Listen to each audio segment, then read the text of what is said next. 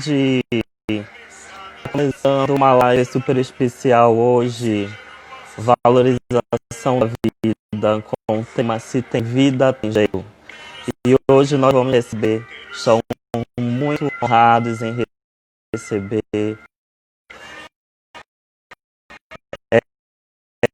ela, que é uma das maiores referências em suicidologia do Brasil,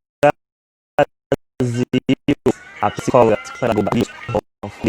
para conversar com a gente com um tema muito interessante, que é Se Tem Vida, Tem Jeito. Esse é o Movimento de Saúde Mental, é o projeto Saúde Mental em Casa, realizado pelo movimento com o apoio da Fiocruz. E aí, vocês já estão chegando, já aguardo a Karina, vão compartilhando a nossa live para os amigos, que hoje teremos uma grande conversa, uma conversa de esperança, de amor. Ela já chegou, ela já está aqui. E aí eu vou estar desativando os comentários no primeiro momento e após, faltando os 30 minutinhos, aí eu vou liberar. Eu já recebi muitas perguntas, tá certo? Chamar aqui a Karina, ela já está aqui.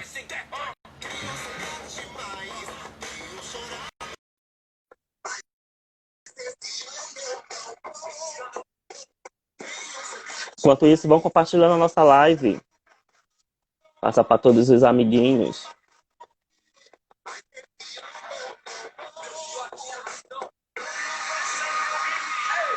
Só mais um momentinho.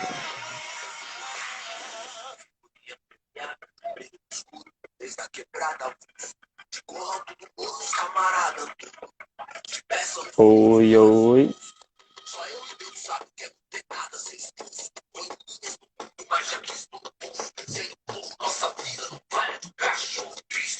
Só já encaminhei o convite para Karina. Mas aí eu vou reenviar novamente. Só mais um momentinho, gente.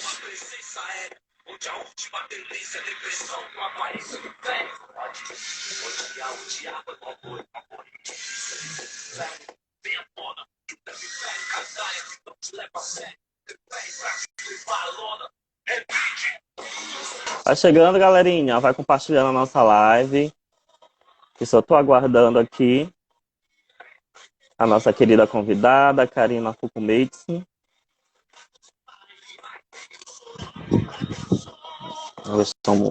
É só um probleminha técnico.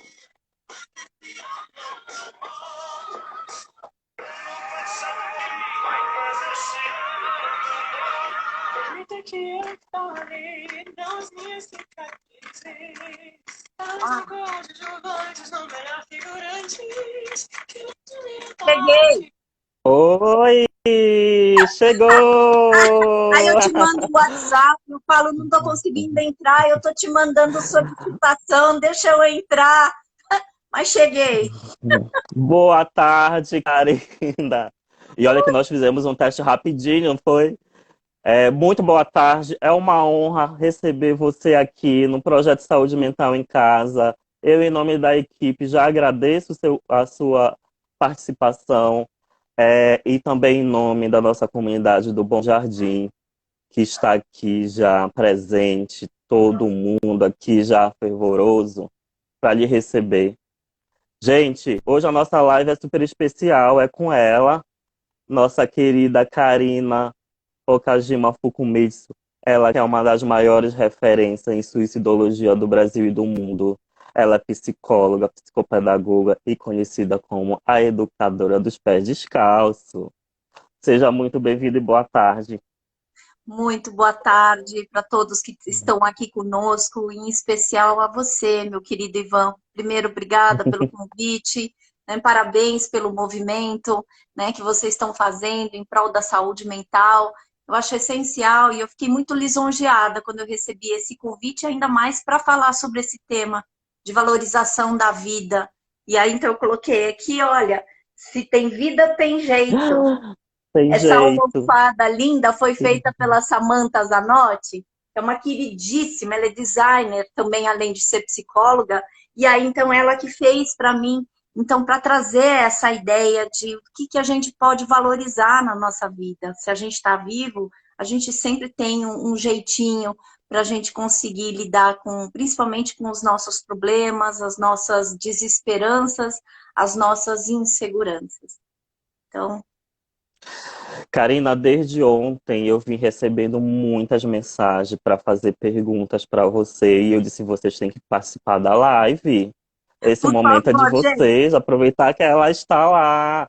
Aí muitos, não, mas eu vou estar no horário de trabalho. Mas aí eu selecionei algumas, aí no decorrer da nossa conversa eu vou fazer a pergunta, vai ficar gravada a nossa live. Eu vou só desativar os comentários por enquanto e depois a gente retoma. Eu queria iniciar com uma reflexão, Karina, que eu, que eu estava numa rede social e aí eu vi uma postagem sobre a quarentena. E nessa postagem me chamou a atenção um comentário. Essa pessoa comentou que não aguentava mais esse momento difícil e porque ela estava se sentindo muito mal, porque a casa dela não tinha vida, a casa dela não tinha cor. E aí, quando eu li, veio na minha mente a frase, que já é o meu mantra também: se tem vida, tem jeito. Ela é a vida daquela casa, né? É ela que vai ser responsável para dar cor e vida àquele lugar que ela pertence. E eu queria iniciar com essa reflexão, com você compartilhar esse comentário, que eu acho que tem tudo a ver com o nosso tema: se tem vida, tem jeito. É, eu acho muito importante que você está trazendo, né, esta fala dessa moça, quando a gente não vê vida dentro da casa da gente, também é a questão mais concreta, mas também a gente pode fazer alusão à nossa morada existencial. Muitas vezes a gente não vê vida dentro da nossa morada existencial. E eu acho que agora, durante a pandemia, a gente é obrigado a olhar para estas coisas que estão sem brilho, estão sem vida, porque a gente precisa se enfrentar.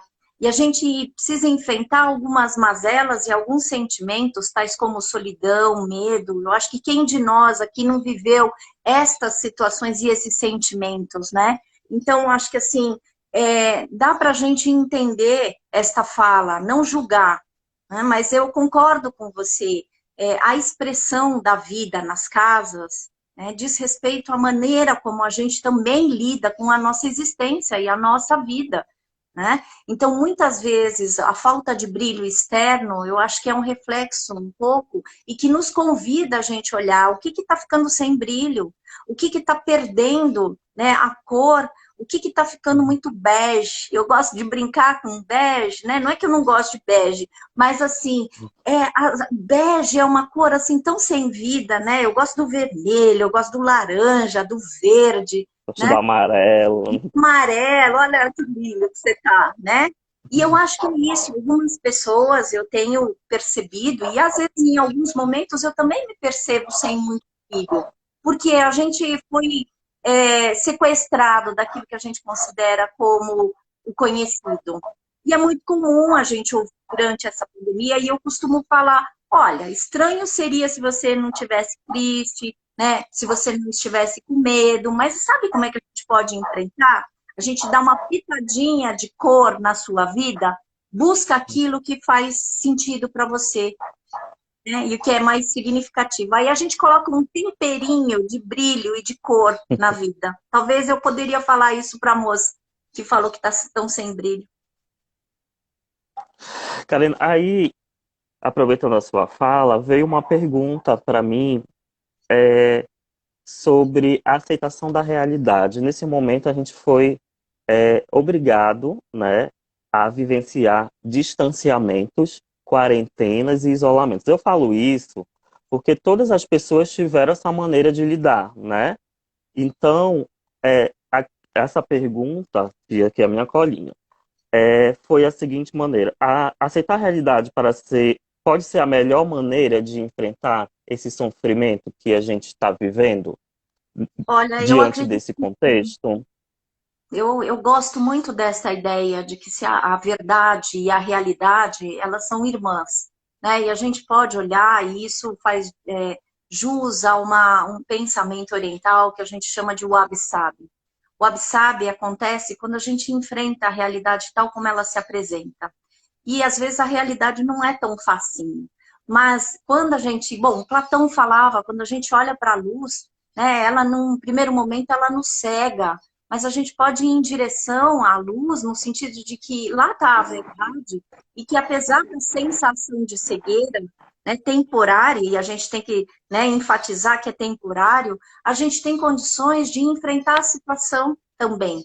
Normalmente eu falo que o primeiro passo para todas as situações de caos e de tsunami existencial, a gente precisa entender que o primeiro passo é olhar para a ferida. Não, né, se a gente não olhar para a nossa dor e a nossa ferida, como é que a gente vai cuidar dela? Você entende? Então, quer dizer, a gente fica distraído e a pandemia nos obrigou a olhar para essa ferida, né? A gente não tem para onde fugir mais, né? Porque é isso, o isolamento foi social, mas não precisa ser existencial. O distanciamento foi físico, mas ele não precisa ser social.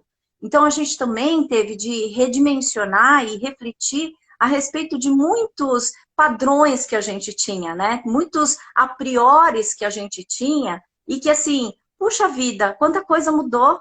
E aí, então, treinou realmente a nossa flexibilidade, a nossa tolerância existencial. Se é uma coisa que essa pandemia, né, essa quarentena, que não passou de 40 dias só, não foi. Então, mentirinhas, como você pensa em quarentena, eu vou ficar isolado. Nossa, a gente está há mais de 100 dias, né, com essa Exatamente. necessidade para a gente preservar a nossa imunidade. E eu acho que isso é muito sério, porque faz com que a gente se obrigue a tomar uma certa responsabilidade pela nossa saúde existencial. E aí, então, eu incluo a nossa saúde física e a nossa saúde espiritual e a nossa saúde mental, como vocês estão fazendo esses movimentos lindos, Uhum. né? Exatamente.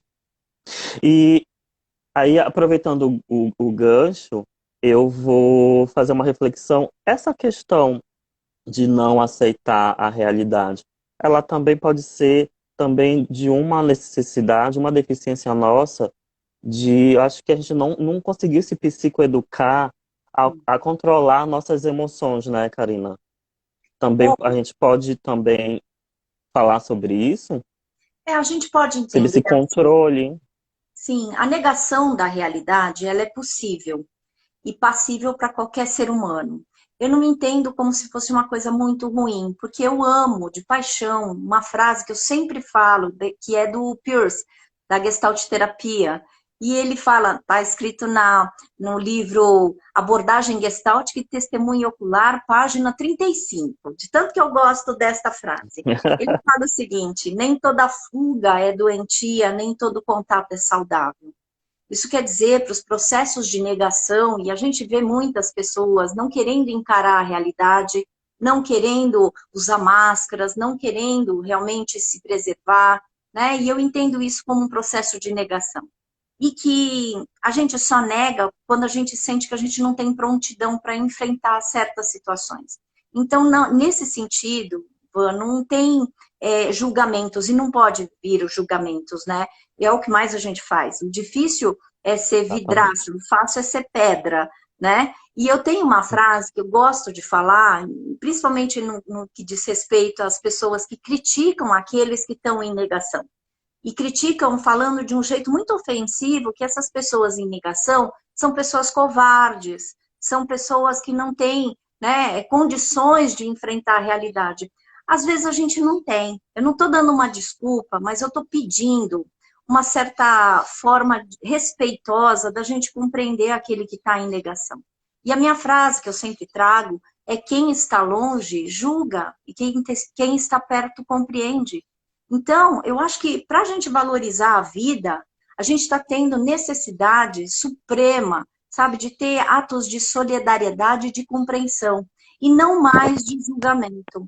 Porque já não basta a solidão que todos nós temos de enfrentar.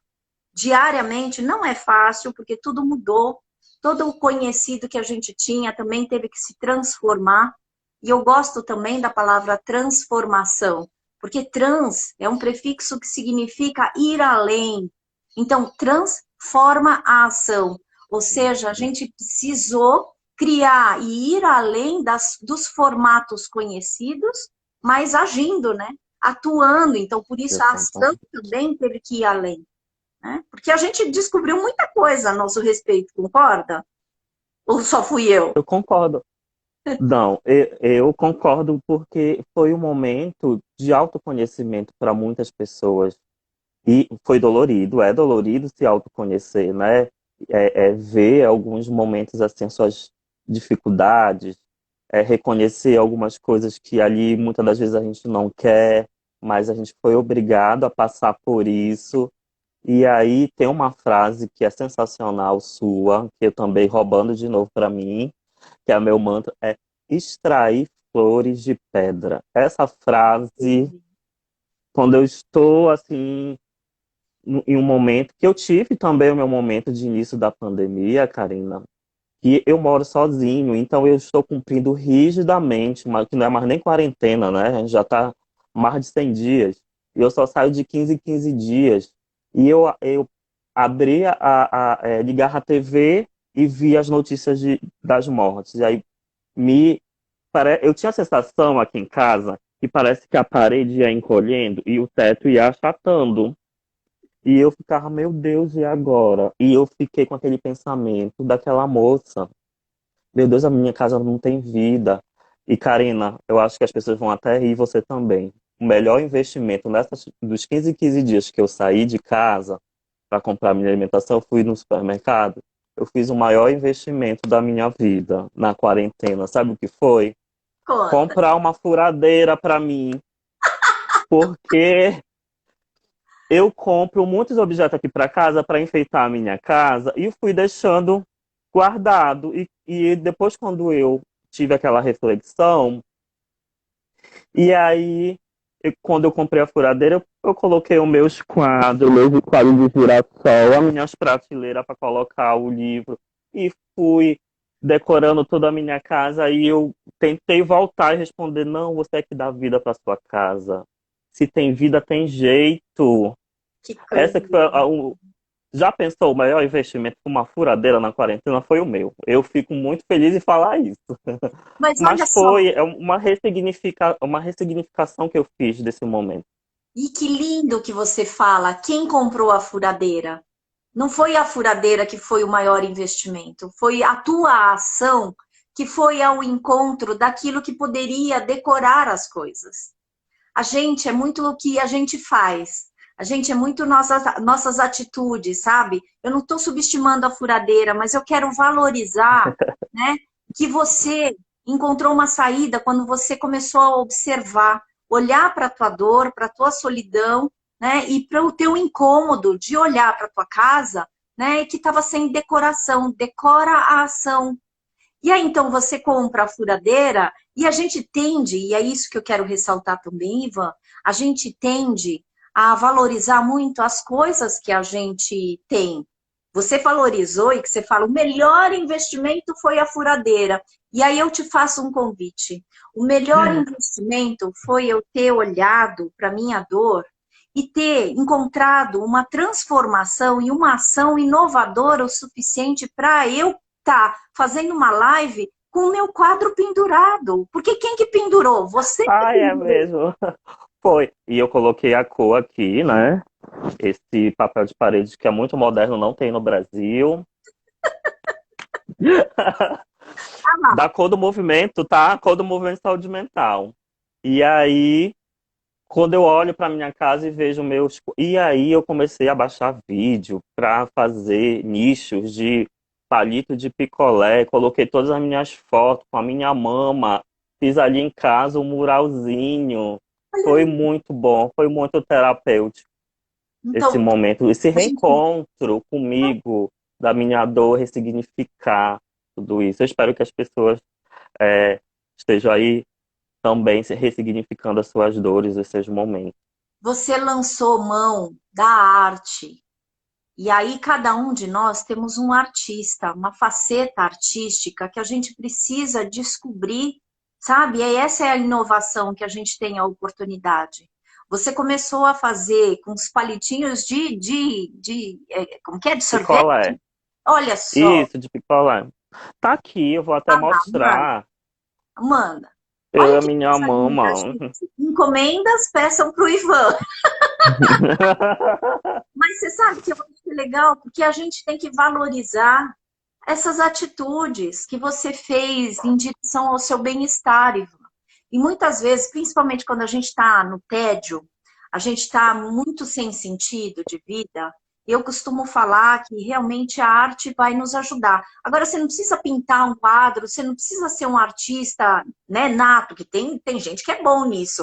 O que a gente fala de artista, né, e que eu trago é assim, utiliza da espontaneidade, da sua criatividade, daquilo que está nas tuas mãos, daquilo que está no seu alcance, que você começa a descobrir coisas mais maravilhosas. Hoje você fala, é a furadeira minha parceira, mas é você que vai escolher os quadros que você vai pendurar. Os palitos, né, de Verdade. sorvete, de picolé, também viraram os seus parceiros, mas é você que está exercitando. E aí, então, quando eu trago a luz e coloco a luz na pessoa, Ivan, aí que eu encontro uma valorização da vida e da existência. A gente não é as coisas que a gente tem ou que a gente deixa de ter. A gente é aquilo que a gente faz de tudo na nossa vida e com tudo que nos acontece. Por isso que essa minha crença, se tem vida, tem jeito. Porque se você está respirando, e esse foi o meu mantra também, quando eu estava com a inflamação cerebral, se eu estava respirando, era sinal que eu estava vivo. Eu falei, eu estou me sentindo um trapo, eu estou um bagaço, eu não consigo me mexer, eu não consigo lembrar das coisas, mas assim, eu estou viva. Porque eu estou respirando, é o único registro que eu tenho de existência, e que eu não preciso pagar imposto, né? Então, eu falei, eu estou viva, eu estou respirando, então tá ótimo. Uhum. Verdade. Eu tenho uma outra perguntinha aqui que foi é, uma pessoa me encaminhou, passou por uma situação que foi. Deixa eu verificar aqui. Oh, meu Deus, perdi. Só um momento.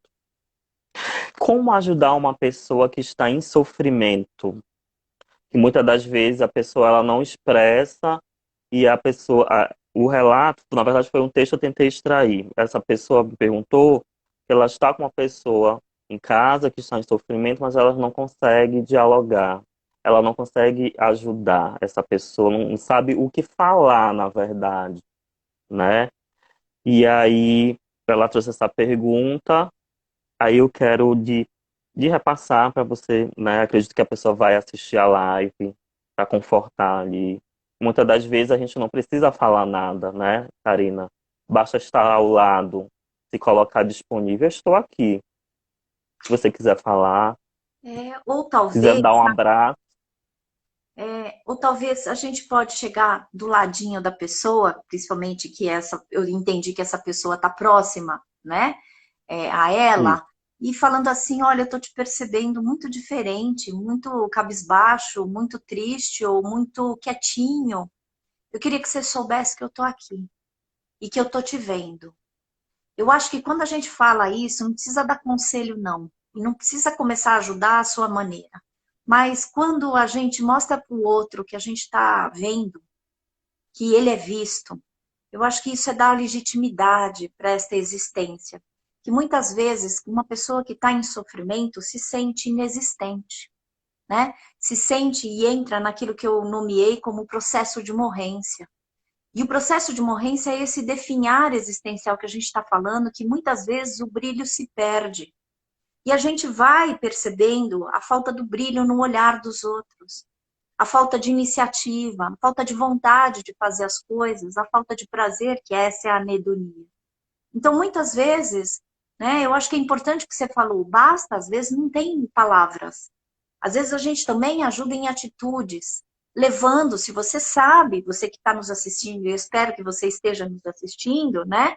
Se você sabe que a pessoa gosta de alguma coisa, faz um chameguinho, sabe? Vai levar um mimo, então faz um bolinho, sei lá, eu acho que assim, tem formas múltiplas da gente poder fazer cuidados, expressar os cuidados.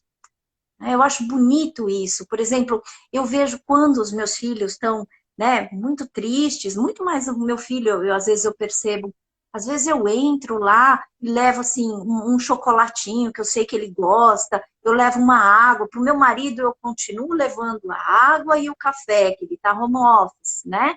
Para minha filha, às vezes eu vou dar né, um beijinho nela, que ela aceita mais carinho, né? A gente é meio pegajosa, eu e ela. Então, assim, eu falo, ó, mamãe tá aqui, sabe? E eu acho que isso é bacana, sabe? Mostrar que você tá perto e mostrar que você tá paparicando. Eu acho que também, sabe, Ivan, isso também é uma coisa legal. A gente precisa se tornar expert em paparicos, sabe? Em mimos, de acolhimento. E não precisa ser grande. É assim, é carinho mesmo, chameguinha, dá colo, fala assim, olha, eu tô aqui, né? Às vezes Dá eu um vou lá, abraço, e às vezes né? tá o dia inteiro trabalhando, e ele é um guerreiro, sabe? E aí, assim, eu vou lá e dou um beijinho na carequinha dele, sabe? Aí eu, eu falo assim, tá, vou continuar a trabalhar, e vou lá atender, e vou fazer as minhas coisas. Isso. Karina, também chegou uma pergunta para mim referente às mídias sociais. Essa pergunta dessa pessoa, ela, na verdade, foi um relato que ela preferiu se afastar nesse período das redes sociais, porque não estava conseguindo é, visualizar algumas postagens. Ela não, ela lia, se sentia mal com os comentários. Ela postava uma coisa e recebia umas mensagens que não era esperada. E hoje a gente sabe que as redes sociais, a internet virou uma terra sem, né, sem precedentes aí. A gente às vezes tem gera muito sofrimento para algumas pessoas. E aí, você acredita que às vezes as redes sociais ela pode ser um fator ali para a pessoa de sofrimento, um gatilho nesse momento de pandemia? Porque muitas vezes muitas pessoas ressignificaram as redes sociais, que foi um grande momento para se comunicar, né? Mas para algumas pessoas foi ao contrário. Foi bastante adoecedor as redes sociais, né? Somente nessa questão do sofrimento. Eu concordo com você, porque o bombardeio de informações e que se a gente não se policiar, a gente fica recebendo informação para tudo quanto é lugar, de tudo quanto é lugar. E eu acho que isso também provoca adoecimento, porque o que eu imagino é assim, o quanto que a gente precisa realmente se autogerenciar no sentido de disciplinar todas as mídias, né? Porque assim, embora a tecnologia tenha ajudado nessa interação, né? E por isso que aí então o distanciamento se torna só físico e não social, porque nós estamos interagindo aqui. Eu estou te conhecendo e tendo o privilégio de te conhecer. Você aí em Fortaleza, não é? E eu aqui em São Paulo. Isso quer dizer, isso antes Exatamente. para mim era, imagina, eu ia imaginar em fazer live, né? Isso de um certo momento, e aí acho que a gente já falou sobre isso, do quanto uma mudança traz sofrimento. Toda mudança traz sofrimento. Só que, né, a rede social, que há algum tempo a gente conseguia ter uma certa limitação, virou necessidade. Ontem lá em casa teve um estouro na energia e que foi muito estranho hoje. 6 horas da manhã, acordamos, meu marido falando como é que eu vou trabalhar, porque a gente estava sem internet, minha filha com 7 horas da manhã com a aula marcada, o meu filho está em férias, então como é que ele ia fazer os jogos e eu em live? E eu falei, eu já vou para o consultório para não ter problema. Né? Você entende? Aí eu falei, vamos todo mundo para o consultório, mas e quem não tem? Quer dizer, acho que a gente precisa, então, moral da história é filtrar e discriminar a maneira como a gente utiliza as redes sociais, sabe? Eu sou muito assim, eu uso Facebook, eu uso, não posso falar, bom, agora eu já falo, né? Mas eu uso, né? Ninguém ouviu.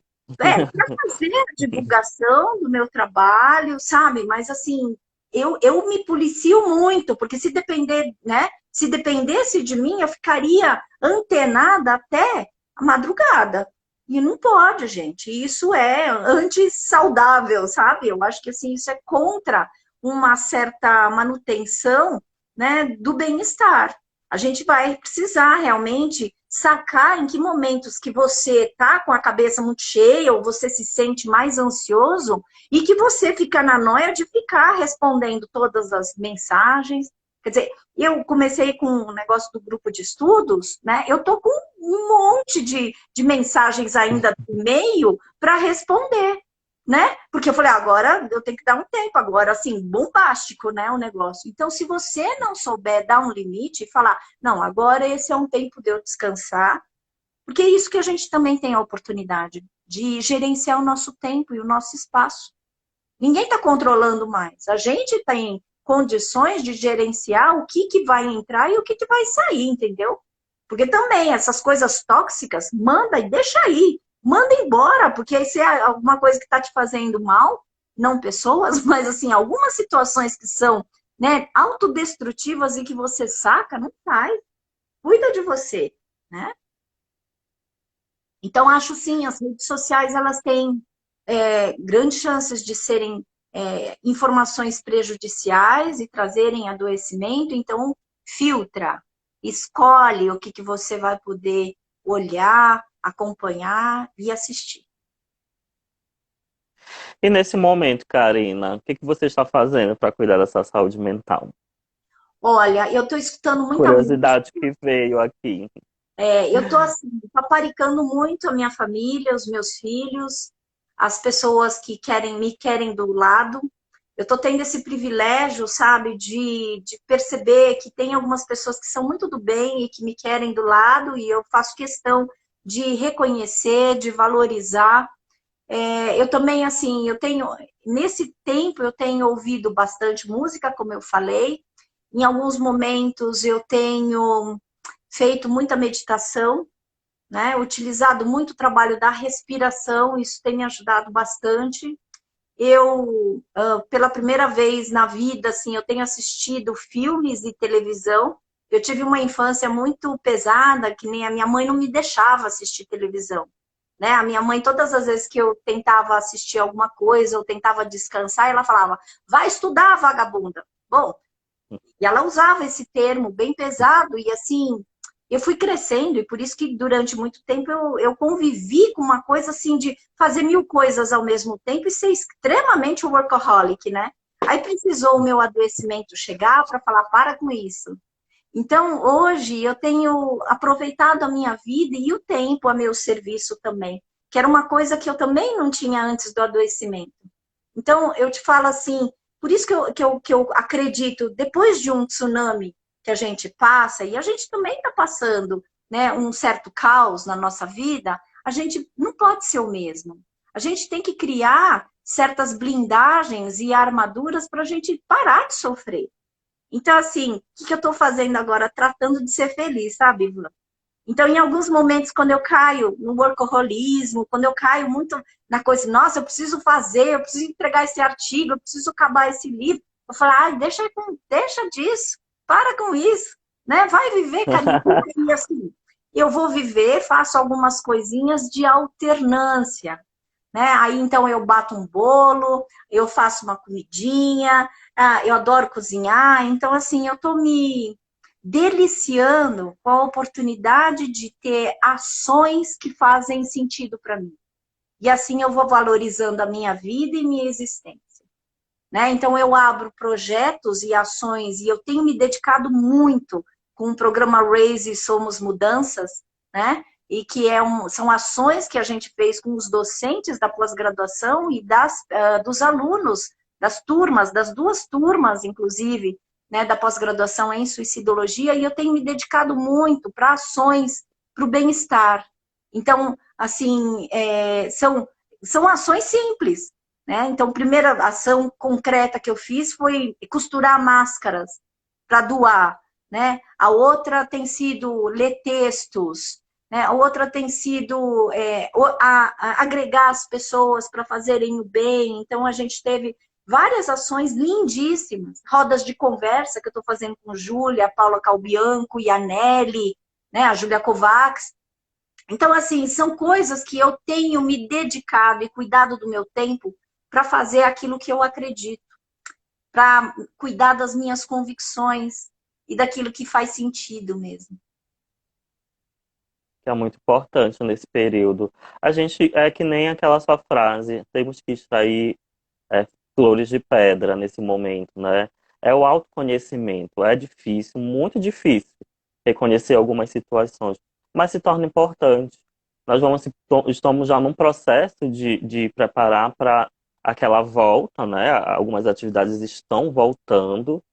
E aí a gente vai encontrar também um mundo diferente, não é como a gente deixou, né? Aquele conceito de novo normal. E aí nós precisamos estar preparado também, porque alguns movimentos, né, vão fazer também, pode dar um gatilhozinho para retornar algum tipo de sofrimento, porque não vamos poder abraçar de primeiro momento, né? E nós precisamos também estar preparados, né, Karina, para essas voltas, né?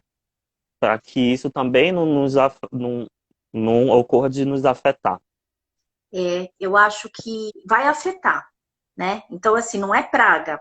Eu acho que quando a gente olha para a realidade, né, e já começa a falar, vai afetar.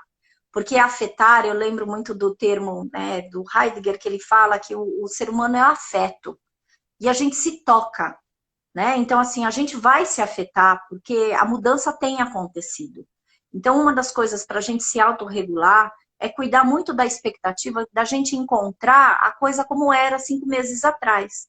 Isso não vai acontecer, né? Então, quando a gente enfrenta essa realidade, encara de que eu vou voltar, mas eu vou voltar para uma coisa completamente diferente, né? Eu acho que isso é importante a gente ofertar também esse aviso, porque nós enlutamos. Depois de um luto, a gente nunca é mais o mesmo. Porque a gente deixou ir, né, muitas das coisas que eram conhecidas, muito daquilo que trazia segurança. Hoje é muito interessante, né? Porque eu tenho ouvido muitas pessoas, meus clientes, né, e meus amigos, falando assim: nossa, eu me dei conta que eu preciso de tão pouco para viver, né? Quer dizer, eu não tenho mais aquela coisa de ficar comprando, aquele consumismo, porque isso é uma verdade. A gente aprendeu a também não ficar substituindo os nossos buracos e os nossos vazios. A gente aprendeu a se encarar assim, sabe? Mesmo aquele que a gente julga que estava em negação, de certa forma, se ele negou é porque ele observou o sofrimento dele. Então, assim, a gente está transformado numa situação e que a gente vai voltar, estamos voltando, mas não somos os mesmos, nem as situações, nem os lugares. Então, a gente precisa ir com essa nova cabeça, né? Esse novo jeito de pensar, e eu falo isso como ressignificação da percepção, da nossa maneira de ser. É como se eu sempre trago isso também, né? Hoje eu gosto muito de uma frase que eu coloquei lá no meu quarto. Eu era, né? Hoje eu sou. Então, se você fizer esse exercício, antes você era uma pessoa. E hoje eu sou uma pessoa que, bom, você pode falar, hoje eu sou uma pessoa proprietário de uma furadeira que tem os quadros A minha pintados, furadeira. os quadros, né, na parede. E eu posso falar, hoje eu sou uma mãe que conseguiu ter, pelo menos durante um tempo, uma coisa que eu sempre quis, ficar perto dos meus filhos, sem precisar ir trabalhar. Hoje eu tenho condições de saber quais são as músicas que realmente eu gosto, quais são os projetos e quais são as ações que fazem sentido para mim. Quer dizer, a gente demarcou território, a gente colocou legitimidade em quem nós somos. Sabe, a gente colocou patente. Então, quando você voltar, e que a gente vai voltar, não volte para o mesmo, volte para o novo. E coloque patente, porque Exatamente. você conquistou e enfrentou, né? É, e é interessante que depois, quando eu fiz essa reflexão, as coisas fluíram de uma maneira rápida, na velocidade do tempo, que as oportunidades apareceram, Karina. Todas. Todas, e acho que eu não conseguia nem imaginar. E uma delas é estar aqui conversando com você, né? Dividindo com outras pessoas, né? Nesse momento maravilhoso que está sendo, tá aqui só os coraçãozinhos subindo. Então, para mim, quando a gente pensa positivo, esperança não é esperar, né? É esperançar. Esperançar é você pensar positivo, é você acreditar e não ficar, eu tenho esperança e eu não vou mover, vou ficar aqui paradinho. Não, vamos pensar positivo, vamos procurar. E aí eu fui atrás de curso e de repente tudo aconteceu e eu tô num momento muito feliz. Mas um momento feliz é estar aqui agora, conversando, dividindo com várias pessoas essa conversa. Uma das maiores referências para mim, né? Que Que eu sou lindo. psicólogo e um dos estudos que eu já venho estudando há 3 anos é o suicídio. Então, você é uma das grandes referências para mim, que inclusive já tem uma galerinha aqui, Karina, que você precisa mandar um grande abraço. É um grupo muito especial, que é o Grupo de Estudo e Prevenção e Pós-Venção ao Suicídio, GEPEP. Eles estão todos aqui, a Ah, maioria. meu Então, Deus. mande um beijo para eles, que senão eles vão, Ah, ó, matar a minha cabeça. um Vou querer a minha beijo cabeça. para vocês do grupo. Nossa, que lindo! Eu amo vocês, gosto bastante do trabalho e admiro demais. Minha gratidão por vocês estarem comigo e com o Ivan. Minha gratidão por vocês estarem conosco na preservação da vida, né? Somos guardiões da vida. E um beijo enorme e um abraço bem quentinho. Pronto, Agora os meninos, já tá, né? Ai, meu Deus, estou salvo.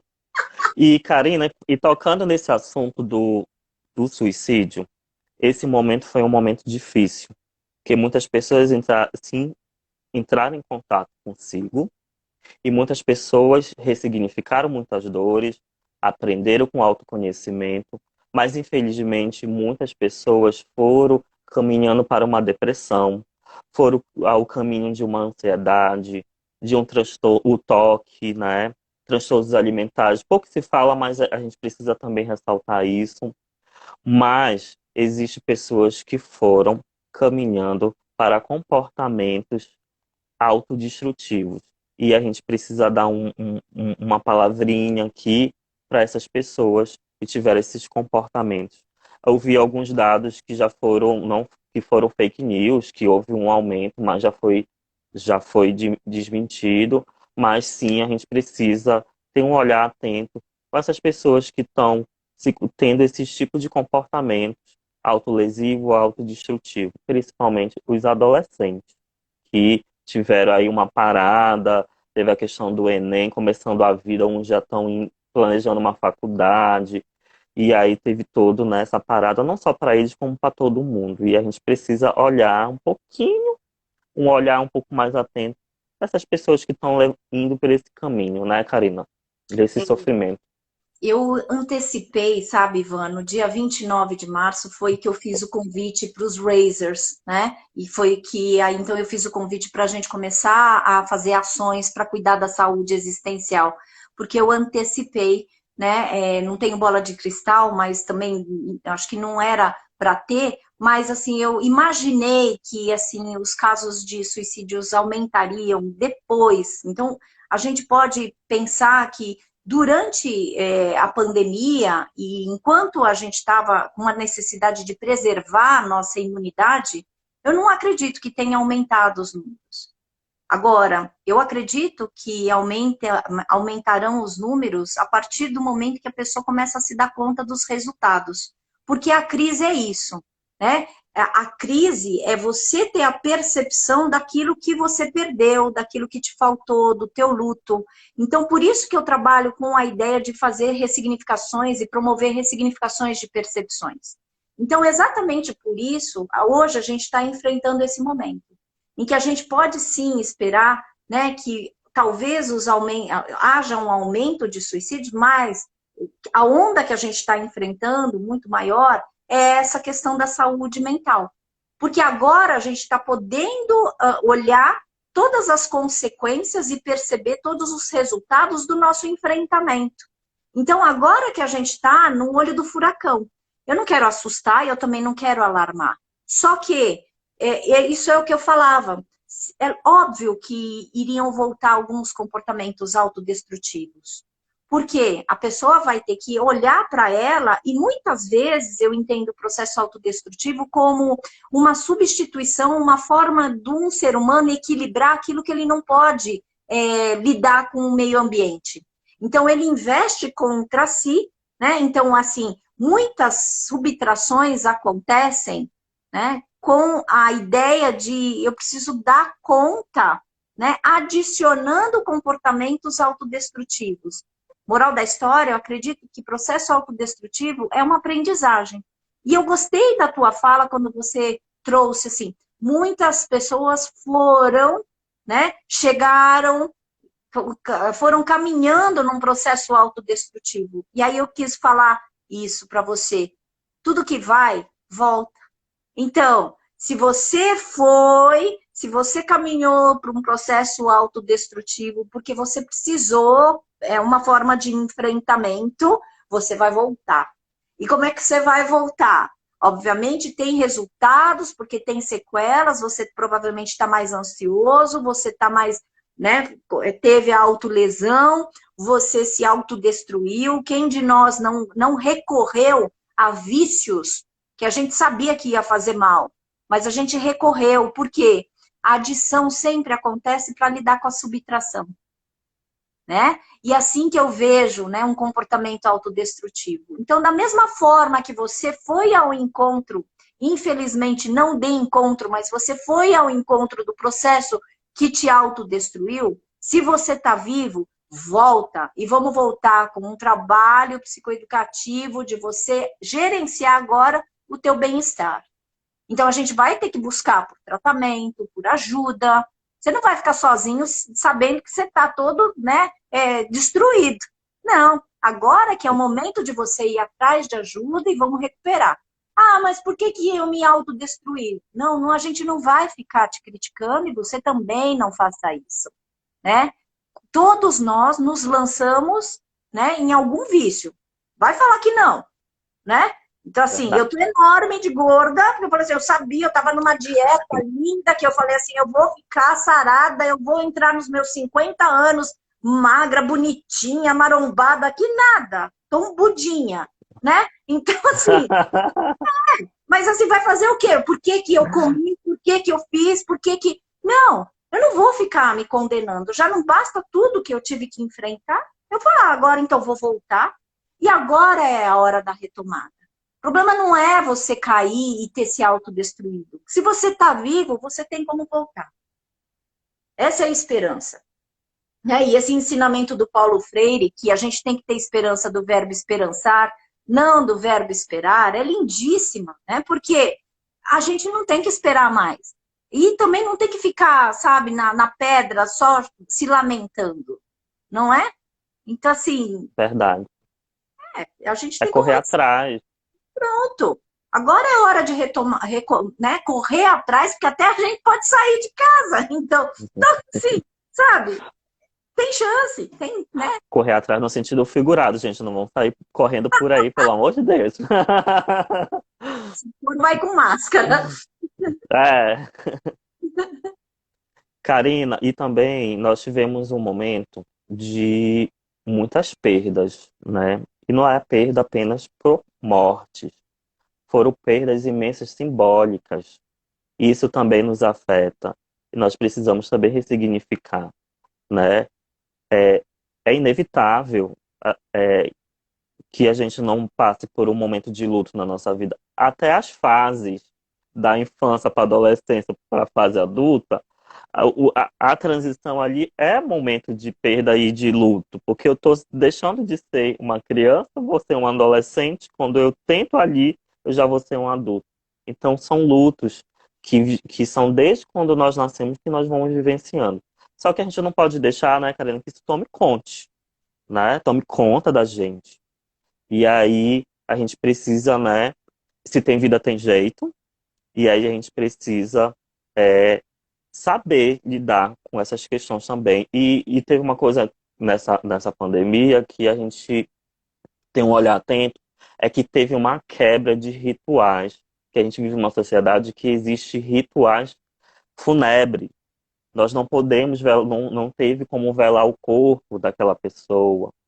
não teve a missa, não teve aquelas questões, né? Eu falei porque eu sou católico, então eu citei esse, essa forma, né? Esse ritual. Mas existem outros rituais que nós não podemos, não tivemos o prazer de fazer, né? Prazer entre aspas.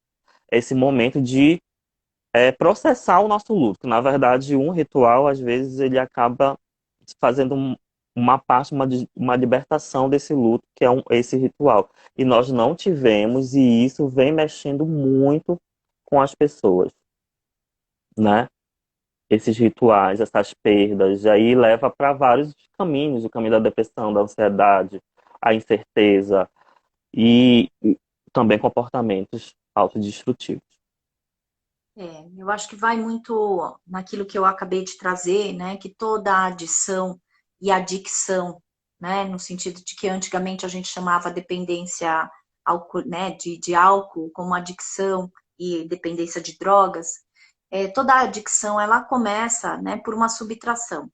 E a subtração eu chamo de processo de luto, né? E a gente se enluta, né? E eu acho que é a capacidade que um ser humano tem. Um objeto não tem essa capacidade que nós temos. Então, e o processo de luto é uma reação que a gente tem, né, para toda perda, seja ela simbólica ou real. Então, nós perdemos, sim. A gente perdeu a ritualização, a gente perdeu aquilo que era conhecido, né? E a gente também, por isso que eu gosto de estudar o luto, porque eu acho que, assim, o luto, o processo de luto é o processo mais puro de um ser humano. Eu costumo fazer uma colocação, né, que é assim, no processo de luto a gente não usa maquiagem, não usa.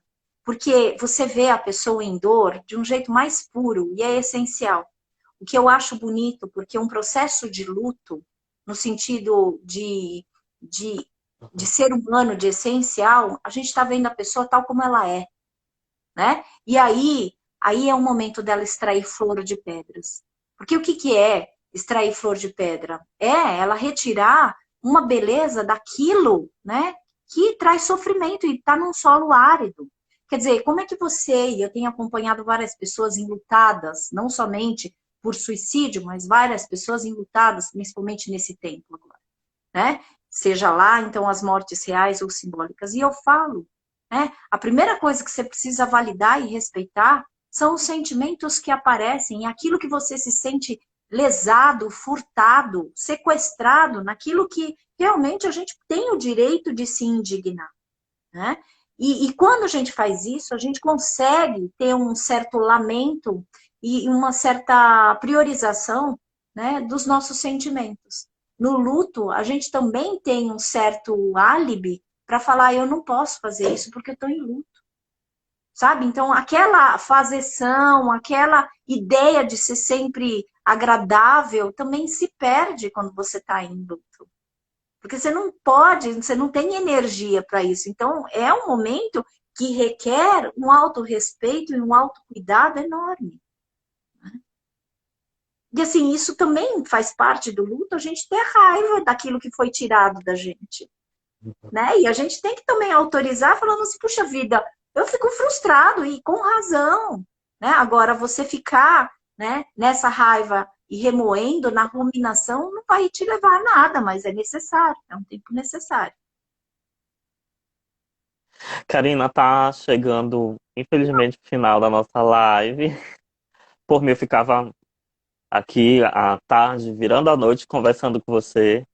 Mas eu queria fazer um agradecimento em nome logo, para passar as considerações finais para você. Queria fazer um agradecimento em nome da equipe do Projeto Saúde Mental em Casa, que está toda presente.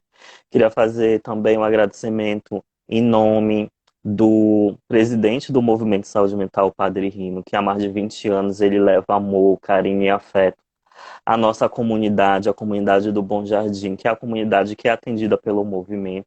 E também agradecer em nome da comunidade, que as suas palavras hoje, que elas ecoem pela nossa comunidade, assim como o afeto do movimento, o cuidado que, que ecoa há mais de 20 anos.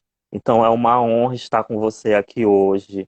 É uma honra para nós como equipe também de saúde mental, aproveitar também para você visitar e conhecer a nossa plataforma, conhecer a Marisol. A Marisol é a nossa terapeuta virtual. Ela tá cheia de novidade, Karina. É só visitar o nosso site, saudementalemcasa.com.br. E é isso, é muita gratidão. Muito obrigado por ter aceitado esse convite e transformar essa tarde de quinta-feira uma das tardes mais maravilhosas pra gente. É uma honra muito grande, muita gratidão. Aí eu deixo a palavra para você, faltando esses 5 minutinhos. E aí, se a gente puder ler aqui algumas perguntinhas do pessoal que tá cheio, mandando coraçãozinho. Que E é delícia. isso. Desde já eu já agradeço, tá bom? Pra de repente o Instagram queira derrubar a gente, mas aí meus agradecimentos já ficam feitos. Muito obrigado, muita gratidão. Foi um momento maravilhoso. Que delícia. Foi uma delícia e está sendo, né, Ivan? Porque se você encerra com a palavra gratidão, eu fui procurar no dicionário, né, o significado de valorização. Valorização é também reconhecer e agradecer por aquilo que a gente tem. Valorizar significa a gente ser grato por aquilo que a gente recebe. Então, se você é grato, eu também sou muito grato, né? Porque assim, não tinha como não aceitar com um nome lindo que vocês trazem, movimento, né? De você trazer saúde mental em casa, né? Eu acho muito lindo isso, né? Eu adorei quando eu recebi o convite e vi o título, né? E o jeito querido que você foi comigo. Foi muito respeitoso também, sabe, Ivan? Então, assim, gratidão também significa a gente valorizar e legitimar e a gente reconhecer. E se reconhecer e reconhecer o outro, a importância que o outro tem, o que você fez por mim também. Desde ontem a gente está fazendo testes, né? Hoje também, sabe? Então, assim, gratidão por vocês lembrarem de mim, me convidarem. Eu fico bastante lisonjeada, realmente, né? Feliz, me sinto importante. Isso é valorizar. Valorizar aquilo que o outro tem de melhor para oferecer. Então, eu fui valorizada por vocês e valorizo e dou muita importância para o que vocês também estão, né, trazendo para o mundo, para o Brasil, para as pessoas. Isso é muito lindo. Então, valorização da vida significa reconhecimento da importância do quanto você, né, está sendo importante para mim aqui agora, Ivan. Estou me sentindo muito, Oh. muito cuidada, muito, né, importante. Isso é muito bom para o meu coração, tá? E para todo mundo que também está Ai. aqui conosco. Estão pedindo aqui para você, quando vier a Fortaleza, visitar o Movimento de Saúde Mental. Eu Aqui é a vou nossa comunidade. Eu tenho programado, se tudo der certo, em dezembro eu vou para o Centro Gestáltico de Fortaleza, né? Então, se tudo der certo, eu tenho já um curso sobre suicídio e luto, uma tarefa da pós-venção já agendado. Se tudo der certo, em dezembro eu tô aí. Se não, né, a gente vai marcar, porque Oba! eu visito vocês. Eu adoro Fortaleza. Eu costumo brincar que os lugares que eu vou tem muito a ver com a minha condição existencial. Fortaleza é onde eu me fortaleço existencialmente. Então, vocês têm em mim uma amiga, né, uma pessoa que vai fazer questão de visitá-los e aí, se a gente puder, de abraçá-los também. Tá? Ah, Que que delícia! lindo, que maravilhosa! Karina, ainda dá tempo. Deixa eu ver Bora! se tem alguma perguntinha aqui. A Lua tá dizendo que o papo foi maravilhoso. Um beijo pra Alba. Mandando um beijo também pra galera do Resistir, que é outro núcleo, Karina, que também estuda aqui em Fortaleza. Ele é coordenado pela professora Deisiane. Também faço parte também desse grupo. É o grupo Resistir. Nós também estudamos suicidologia. Olha que Tá bacana. aqui a Alba presente. Um beijo, grupo. Marcos Calixto também. Ai, eu adoro o Marcos. Oh! E ele falou que você é um baita psicólogo, né? Eu vejo pouco no Instagram, mas assim, eu vi o elogio e eu falei, deve ser mesmo, né? Obrigado. Deixa eu ver aqui. Só elogios. Ai, que Falta delícia. 14 segundos. É, eu Ah, não... não. Então, olha, Falta. deixa eu ver